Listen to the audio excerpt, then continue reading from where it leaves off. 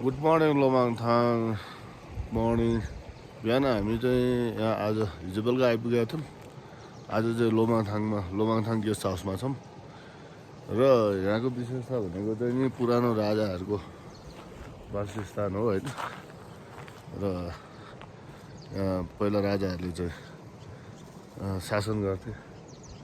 अहिले चाहिँ अब हुनुहुन्न, तर हामीहरू बस्दाखेरि चाहिँ यस्तो सिमेन्टको घरमा होइन कि यहाँ आउँदाखेरि चाहिँ जहिले पनि माटोकै घरमा बस्नुपर्छ भन्ने चाहिँ उ गर्छु। माटोको घरमा बस्यो भने तातो हुन्छ र चिसोले पनि बचाउँछ। तपाईँको माटोको घर भनेको यस्तो हुन्छ, हेर्नुहोस् म देखाउँछु। त जहिले पनि आउँदाखेरि लोमाङथाङ कोराला बोर्डर जाने बाटो लोमाङथाङको उसमा आइसके पछाडि यस्तै माटोको घरमा चाहिँ बस्न, यो हेर्नुहोस् माटोकै घरमा बस्नुपर्छ भनेर चाहिँ भन्छु मैले चाहिँ जसलाई पनि। सकेसम्म माटोकै घरमा बस्नु राम्रो हुन्छ। हुन त सिमेन्टको घरमा ओर्ने ओछ्याउने यताउति टोयलेटहरू सबै कुराको व्यवस्था राम्रो हो र, तर पुरानो घरमा त्यति हुँदैन। तैपनि बस्दाखेरि चाहिँ माटोको घरमा बस्दाखेरि चाहिँ अति उत्तम हुन्छ है साथीहरू। र यो चाहिँ लोमाङथाङको चाहिँ गाउँपालिकाको चाहिँ नि 5 नम्बर वडा कार्यालय यहाँ देख्न सक्नुहुन्छ।